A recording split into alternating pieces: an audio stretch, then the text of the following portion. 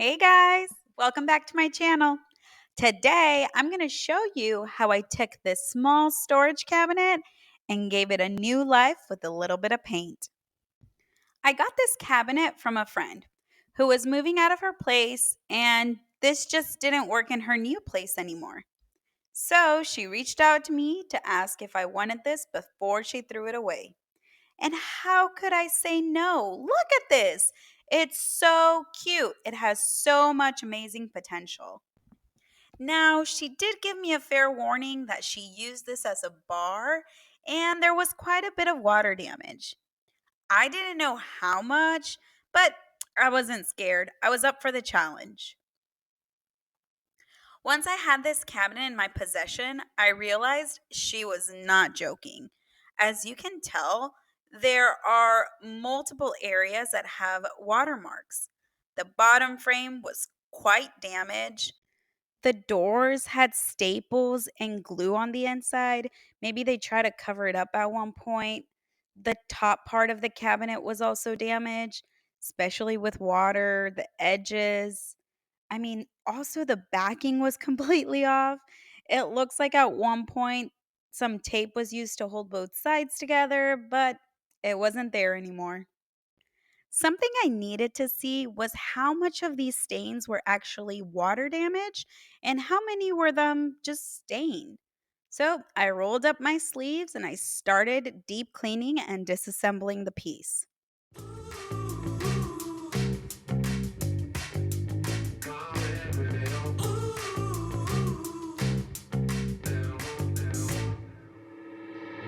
When you walked into the room, I couldn't even look away.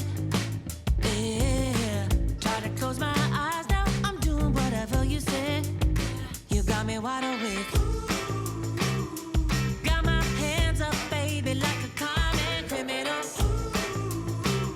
The way you touch me, honey, I can turn into an animal. Baby, now I'm messing around, shaking her body to the ground. Whoa, baby, now I'm messing with you. Should've known better when she's shaking you down, down. Baby, now I'm messing around, shaking her body to the ground. Whoa, baby, now I'm messing with you. Once I was done cleaning, I now knew what needed to be fixed.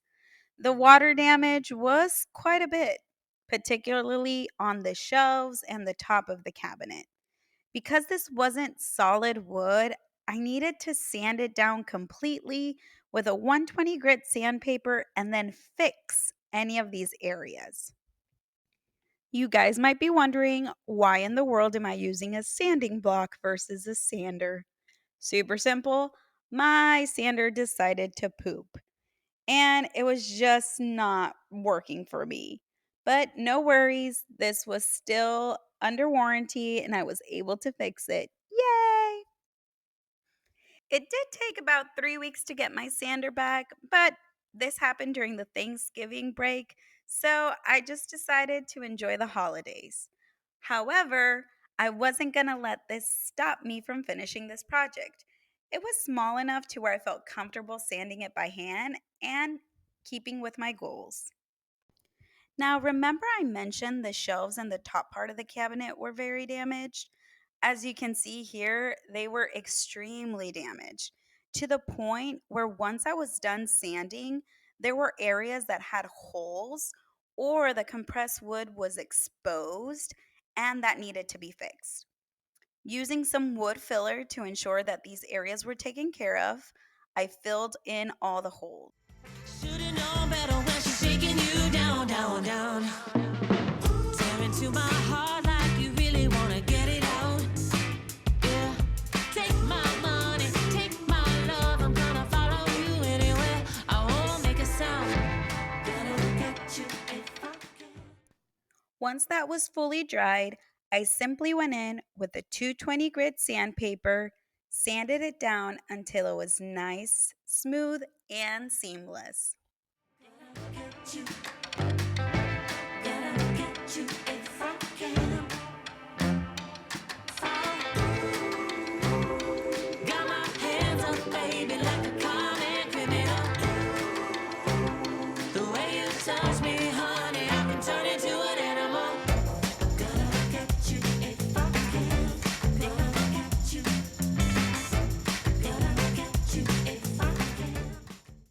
Now, to avoid any further water damage and ensure that the paint, because it's water based, doesn't affect the compressed wood, I applied a layer of shellac to everything that had water damage. Then I lightly sanded with a 220 grit sandpaper and wiped that off with a clean wet rag as well.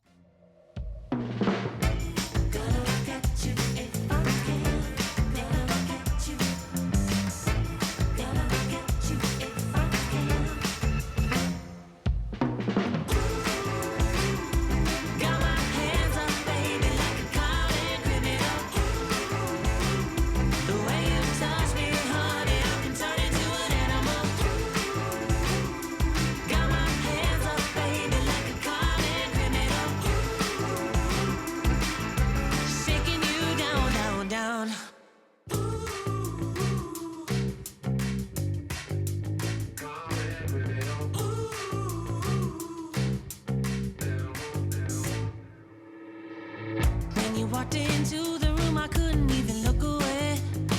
Yeah, try to close my eyes, now I'm doing whatever you say. Finally, after fixing and prepping the piece, it was time to start painting. My favorite part. I started off by applying a layer of all purpose primer to the entire piece. The way you touch me, honey, I can turn into an animal. Baby, now I'm messing around, shaking her body to the ground. Whoa, baby, now I'm messing with you. Should've known better when she's shaking you down, down. Baby, now I'm messing around, shaking her body to the ground. Whoa, baby, now I'm messing with you. Should've known better when she's shaking you down, down, down. Tearing to my heart like you really wanna get it out. Yeah, take my money, take my love. I'm gonna follow you anywhere. I won't make a sound. Gotta get you if I can. Gotta get you. Gotta get you if I can. After lightly sanding the layer of all purpose primer with a 220 grit sandpaper, I started painting the piece with a frosted sage color. I applied 2 layers of paint to the entire thing, except the backing. I'll show you guys next what I did with that. Got my hands up, baby, like a common criminal. The way you touch me, honey, I can turn into an animal. Gotta get you if I can. Gotta get you. Gotta get you if I can. Gotta get you if I can. Gotta get you. Gotta get you if I can. Got my hands up, baby, like a common criminal. The way you touch. To seal the cabinet, I used 2 layers of triple thick polyurethane in a matte finish. If you follow my channel, you know I like to add a little bit of paint into my polyurethane. This really helps to avoid any cloudiness that could happen, especially with dark colors. If you don't follow my channel, stop right now and make sure you hit that subscribe button on the bottom left hand side. That helps me a ton with my goals and it doesn't cost you a dime. There's no fees or charges to subscribe. All you'll do is hit the subscribe button and you'll get notified anytime I share a new video. Boom, it's a win-win. And while I waited for all of that to dry, I focused on the backing and the hardware. Remember the backing, the one that had 2 pieces and seemed that at some point had tape holding it together? I went ahead and I cleaned this extremely well.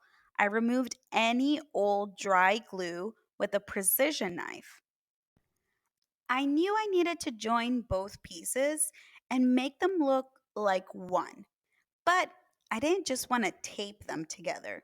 So I decided to use some wallpaper. I figured this wallpaper would accomplish a couple of things. Number one, join the backing. Number two, give it a little bit of a personality. And number three, bring the whole piece together. Because, spoiler alert, I decided to paint the hardware an antique gold color. To apply the wallpaper, it was very simple. Because this was a stick and peel wallpaper and I was dealing with a rectangular figure, I simply measured the dimensions, cut the wallpaper, and stuck it into place. A quick tip, I like to cut my wallpaper about a quarter of an inch to half an inch longer than the piece is supposed to be. And then I cut the excess off with a precision knife. This will ensure that the cut is precise and it will not have a piece without wallpaper at the end. Sometimes it goes on a little bit crooked, nothing crazy, but it does affect it. So, this is a quick tip that will avoid any issues. I know I already spoiled this, but oh well. As far as the knobs for this piece, I cleaned them off and gave them a quick scuff with a 220 grit sandpaper. Then, after cleaning them, I used a Rust-Oleum spray paint in an antique brass color to give it a new look. I also bought some new legs for this piece. And even though they were already gold, they were just a little bit too gold for my taste. So I went ahead and gave them a scuff and painted them as well to ensure all the pieces matched. Now, for the hardware that was rusty, I simply placed them in a bag, a Ziploc bag, with some ketchup, left them overnight, and then washed them out in the morning, and they looked as new. Once everything was nice and dry, it was time to reassemble. Turn into an animal. Gonna get you if I can. Gonna get you. Gonna get you if I can. Gonna get you if I can. Gonna get you. Gonna get you if I can. Got my hands up, baby, like a common criminal. The way you touch me, honey, I can turn into an animal. Got my hands up, baby, like a common criminal. Shaking you down, down, down.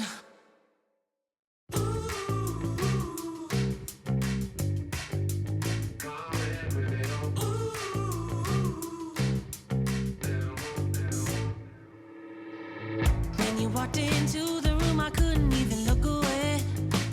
Yeah, try to close my eyes now. I'm doing whatever you say. You got me wide awake. Got my hands up, baby, like a common criminal.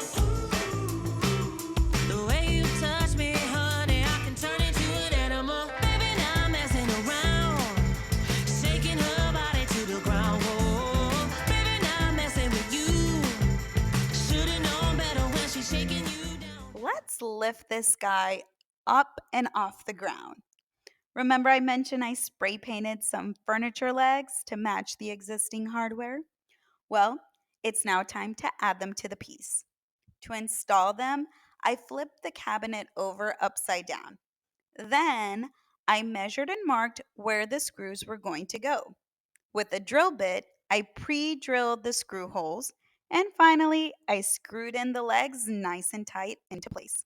And just when I thought it was all done and ready to be sold, I realized the drawer design was faulty. Have you guys ever had a drawer do this, where you open it and halfway it just falls out? I knew this piece was not built for any sliding drawer railings. A middle rail would not have worked because it had nowhere to adhere. The side railings would have been too wide, which would not allow this drawer to even go in. So I had to come up with something to prevent this from happening over and over again. And after a few hours of brainstorming and walking down the hardware aisle in Home Depot, I came up with this. I knew I needed something that would move while the drawer was moving, aka a wheel. But what type of wheel? Then I found these sliding door replacement wheels and thought, what if I was able to adhere this to the side wall that would provide the support for the drawer? That way, when you pulled it out, it wouldn't fall. Ding, ding, ding, ding. We had a winner. To install these, I simply measured the height of the side of the drawer, marked where I wanted the screw to go in, and then pre drilled and screw the wheel into place. As a quick reminder, this is what we started with: a cute storage cabinet that had been used as a bar area, which caused it to have quite a bit of water damage, and it just needed some TLC. And it was transformed into this beautiful, light sage cabinet with hints of antique gold accents.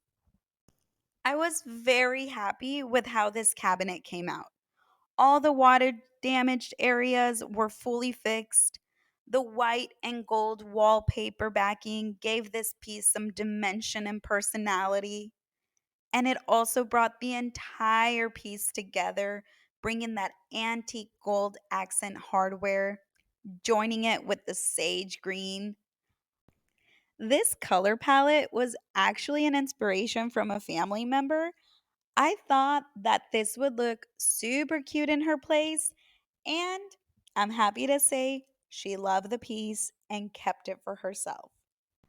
I love how versatile this cabinet can be.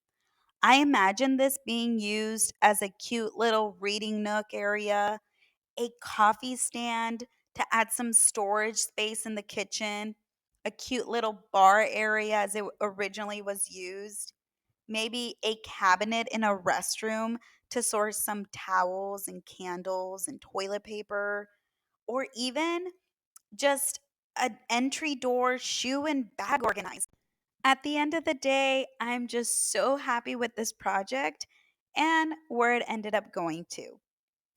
If you guys like this and want to see some more of my furniture flips, make sure you like and subscribe to my channel to see upcoming transformations.